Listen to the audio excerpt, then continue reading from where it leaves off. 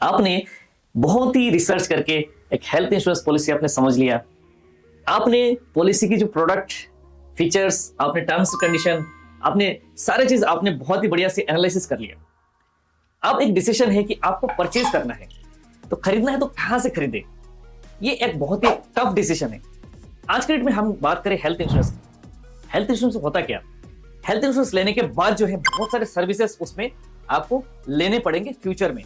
जैसे suppose that कभी claim अगर आ गया है, मोस्टली हेल्थ इंश्योरेंस में देखा गया है तो 50% केसेस में जो क्लेम्स जो है आ जाते हैं। तो क्लेम्स आने में क्लेम्स में किन से आपको बेहतर सर्विस मिल सकते हैं, प्रोडक्ट के बारे में आपको किन से अच्छा नॉलेज आपको मिल सकते हैं, तो एक सपोर्ट बहुत बड़ा एक इशू है।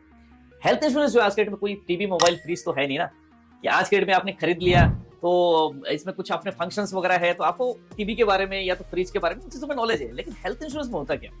उसमें आपको मिलते हैं टर्म्स एंड कंडीशन। आपको क्या मिलता है? आपको पेपर मिलता है। उसमें आपको 54, 55, 60 पेज का आपको टर्म्स एंड कंडीशंस होते हैं। तो ये छोटे छोटे अक्षरों में लिखा होता है, तो आपको इतने ज्यादा वो पता नहीं होता। कभी कभार ऐसे देखा कि हॉस्पिटल में जाने के बाद कस्टमर को ये पता लगता है कि ये बीमारी कवर ही नहीं है, तो वहां पे वो परेशान होते हैं। तो हेल्थ इंश्योरेंस यही एक सबसे ज्यादा प्रॉब्लम है फ्यूचर के लिए, कि आपको टाइम टू टाइम आपको सर्विस एक बहुत बड़ा मैटर करता है। मान लो सपोज दैट कंपनी ने क्लेम रिजेक्ट कर दिया, ठीक है। अब कंपनी को खिलाफ आपको शिकायत करनी है, तो कैसे करनी है, किस तरीके से करनी है? आपको ओम्बड्समैन में जाना है, आपको आईआरडी में जाना है। तो ये बहुत ही बड़ा एक सर्विस का पार्ट होता है, राइट। तो एक बहुत ही बड़ा डिसीजन है हेल्थ इंश्योरेंस खरीदने का। दोस्तों, अगर आप हमने एक हेल्थ इंश्योरेंस पॉलिसी परचेज करना है, राइट, तो सबसे पहले क्या है कि हेल्थ इंश्योरेंस पॉलिसी परचेज करने के बाद जो सर्विसेज रिलेटेड इश्यूज आती है। अब मान लीजिए सपोज हमने पॉलिसी परचेज किया डायरेक्ट कंपनी से, तो सर्विस रिलेटेड क्या इश्यूज आ सकती है, या हमने परचेज किया मान लीजिए वेब एग्रीगेटर से या एजेंट से, तो तीनों का हम कंपैरिजन करते हैं। तो मान लीजिए सपोज हमने कंपनी से पॉलिसी परचेज किया ऑनलाइन, राइट। अब है कि कंपनी के जो रिप्रेजेंटेटिव है, अगर आपने प्रोडक्ट रिलेटेड कोई भी इंफॉर्मेशन आपको लेना है या तो सर्विस रिलेटेड कोई इंफॉर्मेशन आपको लेना है, तो आपको करना क्या है? उनके टोल फ्री नंबर होता है, उसी टोल फ्री नंबर पर आपको कॉल करना पड़ेगा, राइट। तो टोल फ्री नंबर पे कॉल करके आपको आपकी पूरी डिटेल्स, इंक्वायरी वगैरह जो वहां पे रिप्रेजेंटेटिव होगा, राइट, वो आपको बताएगा क्या क्या चीजें। तो कभी कभार ऐसा होता है कि आप कॉल करते रहेंगे और वो कॉल इतनी वेटिंग, लंबी वेटिंग में आता है ना, वो आप बहुत ही ज्यादा परेशान हो जाते हो।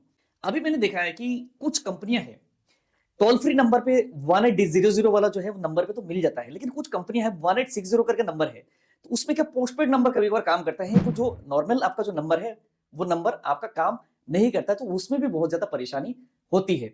तो टोल फ्री नंबर जो है वेटिंग है, उसके बाद आप रिप्रेजेंटेटिव भी बात करेंगे और रिप्रेजेंटेटिव जो है अलग अलग रिप्रेजेंटेटिव आपको बात करेगा। अब इंफॉर्मेशन की बात आती है, तो वहां पर जो रिप्रेजेंटेटिव बैठा रहता है, उस रिप्रेजेंटेटिव को हो सकता है अगर वो फ्रेश रिक्रूट किया गया हो, 2 महीने 3 महीने उसको ट्रेनिंग देके बिठाया गया, तो उसके पास उतना नॉलेज, सफिशिएंट नॉलेज नहीं होगा कि आपको प्रॉपर इंक्वायरी जो है वो आंसर दे पाए, राइट। तो ये एक इश्यू है। अब बात करते हैं, अगर हमने वेब एग्रीगेटर से परचेज किया, वेब एग्रीगेटर जैसे मान लो एक कॉर्पोरेट, मतलब एक ब्रोकर हो गया, जैसे पॉलिसी बाजार हो गया, या तो अब डिट्टो इंश्योरेंस, इस तरीके से बहुत सारे ब्रोकर मार्केट में अवेलेबल है। वहां से भी अगर हमने पॉलिसी परचेज किया तो क्या इश्यूज आ सकती है, राइट। तो वहां पे भी आपको करना है क्या कि आपको टोल फ्री नंबर पे कॉल करना है। उनका एक लार्ज नंबर ऑफ कस्टमर्स का नेटवर्क होते हैं। आप जैसे ही टोल फ्री नंबर पे कॉल करेंगे, सेम वहां पे भी आपको रिप्रेजेंटेटिव मिलेंगे, एंड हर बार अलग अलग आपको क्वेरी को रिपीट करना पड़ेगा। एंड वहां पे भी अगर जो बंदा है जो बैठा हुआ है, अगर वो न्यूली ट्रेनिंग देके बैठा हुआ है, तो उसको भी थोड़ा सा देने में आपको दिक्कत आ सकती है, परेशानी आ सकती है। अगर पुराना है, हो सकता है आपको इंक्वायरी का जवाब सही से दे सके। सेम वहां पे भी टोल फ्री नंबर पे कॉल करेंगे, तो टोल फ्री नंबर पे भी वेटिंग आ सकता है, और हर बार आपको रिपीट करके बंदे से बात करना बढ़ सकता है। अब बात आती है, अगर आपने एजेंट से पॉलिसी अगर परचेस किया, तो आप एजेंट से अगर पॉलिसी आपने परचेस किया, तो एजेंट से क्या डायरेक्टली आप एजेंट से कभी भी आप बात कर सकते हैं। एजेंट आपको डायरेक्टली आपकी जो भी क्वेरीज है, जो उसके समझ में आया, अगर मान लो सपोज मैं एक नॉर्मल एजेंट की बात नहीं करूं, अगर आपने फुल टाइम जिसको नॉलेजेबल पर्सन हो एंड एक्सपीरियंस बंदा है, अगर उससे आपने पॉलिसी लिया, तो आपको क्वेरी का जो रिजोल्व है वो तुरंत वो कर देगा। नहीं कर पाया तो ब्रांच की सपोर्ट लेगा, ब्रांच की सपोर्ट लेके आपकी जो इंक्वायरी है वो सॉल्व कर देगा। आपके प्रोडक्ट के बारे में जानना है, आपको कुछ और भी आपको इंक्वायरी है, कुछ प्रॉब्लम है, पॉलिसी चाहिए, कुछ भी है, तो डायरेक्टली क्लाइंट आपको वो तुरंत आपको भेज सकता है। यानी आपको ये टोल फ्री नंबर पे कॉल करने की जरूरत नहीं पड़ती। दोस्तों, अब बात आती है, अगर मान लो हमने हेल्थ इंश्योरेंस पॉलिसी परचेज किया, तो हेल्थ इंश्योरेंस पॉलिसी में सबसे ज्यादा क्या है, क्लेम्स बहुत ज्यादा आते हैं। अब मान लीजिए एक लाइफ इंश्योरेंस पॉलिसी में क्या होता है कि रेयरली क्लेम्स आते हैं, बहुत कम क्लेम आते हैं, लेकिन हेल्थ इंश्योरेंस में रेगुलर वो क्लेम्स आते हैं। अब क्लेम के सपोर्ट की बात करें, अगर क्लेम के सपोर्ट, अगर आप मान लो सपोज आपने हेल्थ इंश्योरेंस पॉलिसी परचेज किया एंड हॉस्पिटल में गए, एंड वहां पे आपको बहुत ही ज्यादा चक्कर काटने पड़ रहे हैं, तो भाई साहब बोलोगे यार कहाँ से पॉलिसी ले लिया, ये तो पॉलिसी लेना ही बेकार है, ये तो मैं अपने जेब से पैसा दे देता, है ना। तो ऐसे कभी कभार देखा है कि क्लाइंट बहुत ज्यादा परेशान हो जाते हैं हॉस्पिटल में, वहां पे सपोर्ट सिस्टम वो मिल नहीं पाता है। अब बात आती है, सपोज आपने कंपनी से पॉलिसी परचेस किया, ठीक है। अब कंपनी से पॉलिसी परचेस किया तो आपको क्या करना पड़ेगा, क्लेम इंटीमेशन जो होगा आपको खुद करना पड़ेगा। आप जाएंगे हॉस्पिटल में, जाके आपको क्लेम जो पेपर्स वगैरह आप सबमिट करेंगे टीपीए में, आप डायरेक्टली जो है क्लेम इंटीमेशन आप जो उनके टोल फ्री नंबर पे भी कर सकते हैं। टीपीए डेस्क डायरेक्टली वो कंपनी में आपके जो क्लेम पेपर्स वगैरह भेजेगी, वहां से जो भी क्वेरीज वगैरह आता है, क्वेरीज का जो रिजोल्व जो है आपको खुद ही करना पड़ेगा। कोई कोई कभी कभार ऐसे देखा कि ऐसे क्वेरीज आ जाता है, टिपिकल कुछ ऐसे वर्ड्स लिखे होते हैं जो क्लाइंट को भी नहीं पता है, तो वहां पे भी फिर आपको टोल फ्री नंबर पे कॉल करना पड़ेगा, पूछना पड़ेगा क्या आया है, क्या प्रॉब्लम है ना। तो ये सारे चीजें जो है आपको क्लेम के बारे में आपको खुद ही हैंडल करना पड़ेगा। एंड वहां पे भी जैसे ही आप टोल फ्री नंबर पे कॉल करेंगे, आपको वेटिंग भी हो सकता है, आप हॉस्पिटल में हो और वहां पे आपको टोल फ्री नंबर पे कॉल मिला रहे हो, तो बहुत ही ज्यादा वहां पे वेटिंग अगर हो तो फिर आपको मन में भी फ्रस्ट्रेशन आ सकता है। प्लस अगर आपकी बात भी हो भी जाए तो अलग अलग टाइम पे अलग अलग बंदा आपसे बात करेगा। अब बात आती है, अगर हमने वेब एग्रीगेटर से पॉलिसी अगर लिया, यानी ब्रोकर से अगर हम पॉलिसी लिया, तो वहां पर क्या प्रॉब्लम आ सकती है, कुछ ऐसा इश्यूज आ सकती है। इश्यूज ये कि आपको क्लेम के सर्विसेज सेम ऐसे ही आपको खुद इंटीमेशन देना है। इंटीमेशन देने के बाद जो भी कोई प्रॉब्लम आएगी उनकी टोल फ्री नंबर पे आप कर सकते हैं। टोल फ्री नंबर पे कॉल करने के बाद वहां पे जो बंदा होगा, हो सकता है थोड़ा सा आपको कंपनी से, हो सकता है थोड़ा सा आपको बेटर सर्विसेज उन ब्रोकर से मिल सकता है। तो हो सकता है कंपनी से आपको थोड़ा सा बेटर सर्विस मिले। अब कंपनी से जैसे आपने पॉलिसी आपने लिया, तो क्लेम के टाइम होगा क्या, मान लीजिए सपोज दैट क्लेम आपको, अगर मान लो कंपनी ने क्लेम रिजेक्ट किया, आप कंपनी क्लेम रिजेक्ट किया, तो रिजेक्ट करने में क्या होता है कि आपका जो कैशलेस रिजेक्ट अगर मान लीजिए हो गया, तो क्या होगा, वो जाएगा रिम्बर्समेंट में। रिम्बर्समेंट भी रिजेक्ट हो गया तो उस टाइम क्या होगा, आपको ओम्बर्समेंट में जाना पड़ेगा या तो आपको आईआरडी में शिकायत करना पड़ेगा। तो आप मान लीजिए सपोज आपने कंपनी से पॉलिसी लिया और आपको आईआरडी में शिकायत करनी है, ओम्बर्समेंट में शिकायत करनी है, तो जिस रिप्रेजेंटेटिव से आपको आपने पॉलिसी लिया, वो कंपनी का नुमाइंदा क्या आपके साथ चलेगा कोर्ट में या तो ओम्बर्समेंट में, आईआरडी में कंपनी के खिलाफ कभी नहीं जाएगा, राइट। तो इस मामले में अगर देखा जाए तो वेब एग्रीगेटर हो सकता है थोड़ा बहुत आपको उसमें मदद आपको मिल सकता है, क्योंकि वो कंपनी नहीं है, उनके पास जो मल्टीपल कंपनी से एंड बहुत ही बड़ा लार्ज नेटवर्क है अपने कस्टमर्स के, वहां की आप एक पार्ट हो, तो आपको भी हो सकता है थोड़ा सा कंपनी से आपको बेटर सर्विसेज यहाँ पे थोड़ा सा मिल सकता है, राइट। अब बात आती है दोस्तों, अगर आपने एजेंट से अगर आपने पॉलिसी परचेज किया है और आपका क्लेम के टाइम क्या इश्यूज आ सकती है। अब एजेंट से अगर आपने पॉलिसी परचेज किया, सेम आपको क्लेम इंटीमेशन आपको जाके टीपी में देना पड़ेगा, राइट। अब टीपी में टीपीए डेस्क भेजेगी कंपनी के पास में। अगर आपने सपोज वहां पर आपने क्लेम इंटीमेशन दिया, लेकिन क्लेम इंटीमेशन देने के टाइम में आपको कोई इश्यूज आए, कोई प्रॉब्लम आए, तो आप डायरेक्टली एजेंट से बात कर सकते हैं, राइट। अब होता है क्या, कभी कभार होता है कि जैसे क्लेम रिजेक्ट हो जाता है, कैशलेस रिजेक्ट होता है, टोटल इनिशियल अप्रूवल जो डिनाई हो जाता है। अब इनिशियल अप्रूवल जब डिनाई होता है, तो आपको टोल फ्री नंबर पे कॉल करने की जरूरत नहीं है ना, आप सीधा एजेंट से बात करोगे। अब एजेंट क्या करेगा, जो एक्सपीरियंस बंदा है, तो तुरंत आपको क्वेरी बता देगा कि ये चीजें इस कारण आपका कैशलेस डिनाई हुआ। हो सकता है इसमें डॉक्टर ने ऐसा लिख दिया होगा कि इन्वेस्टिगेशन या इवोल्यूशन ऐसा कुछ लिख दिया होगा।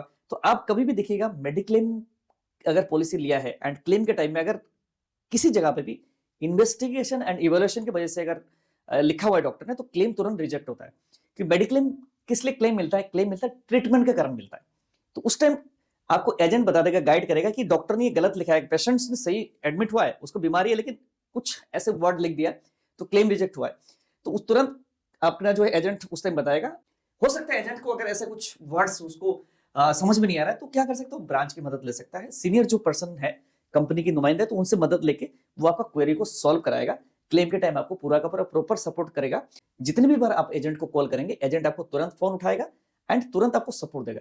आप मान लो बोलोगे एजेंट अगर सपोर्ट नहीं दिया, तो भाई साहब एजेंट की सपोर्ट देना मैंडेटरी है, आपको सपोर्ट देगा, क्योंकि आपको सपोर्ट देगा, क्लेम सेटलमेंट कराएगा, तभी तो आपको कुछ रेफरेंस दोगे ना।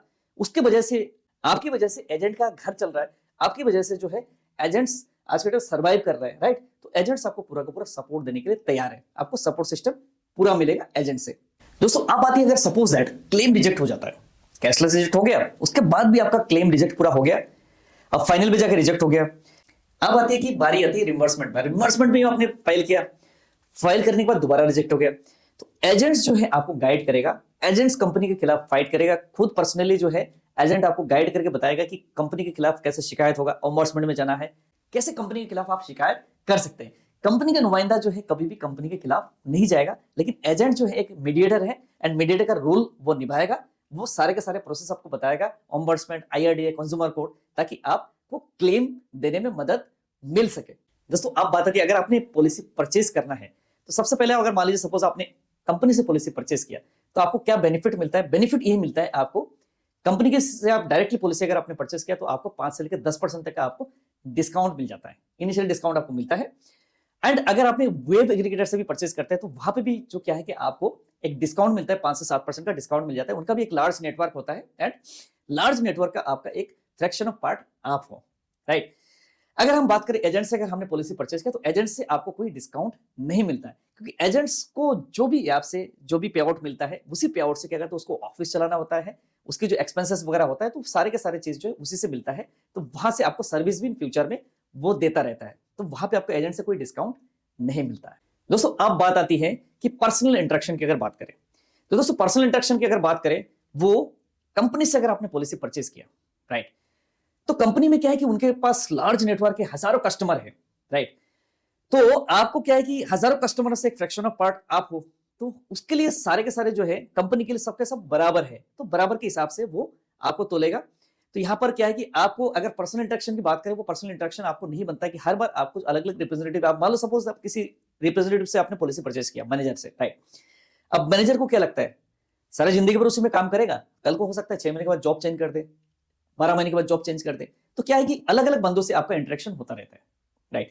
सेम ऐसा अगर हम बात करें, अगर वेब एग्रीगेटर से अगर हम पॉलिसी परचेज करते हैं तो पर्सनल इंटरेक्शन की अगर बात करें तो वहां पर क्या होता है कि वहां पर भी इनका लार्ज नेटवर्क होता है, मल्टीपल कंपनी के साथ काम करते हैं, हजारों कस्टमर उनके पास भी होता है एंड हजारों कस्टमर के वहां से भी आपका एक फ्रैक्शन ऑफ पार्ट आप हो, राइट।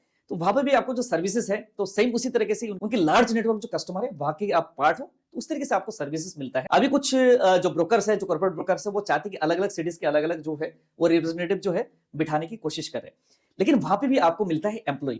अब एम्प्लॉय जो है आपको पता ही है, एम्प्लॉय 6 महीने बाद, 1 साल, है ना, 3 महीने के बाद वो छोड़ देते हैं, तो अलग अलग टाइम में आपको अलग अलग बंदे वहां पे भी आपको मिल सकता है। क्योंकि आप एक चीज देखेंगे ना कि एक कंपनी का मालिक है ना, मालिक आपको डायरेक्टली सर्विस नहीं देगा। इतनी बड़ी कंपनी अगर बात करें, एक मान लो सपोज बड़ा ब्रोकर है, राइट, तो बड़ा ब्रोकर है जैसे पॉलिसी बाजार है, आपकी डिट्टो इंश्योरेंस, तो इनके मालिक तो आपको डायरेक्टली सर्विस नहीं देगा ना, उनकी एम्प्लॉइज देंगे।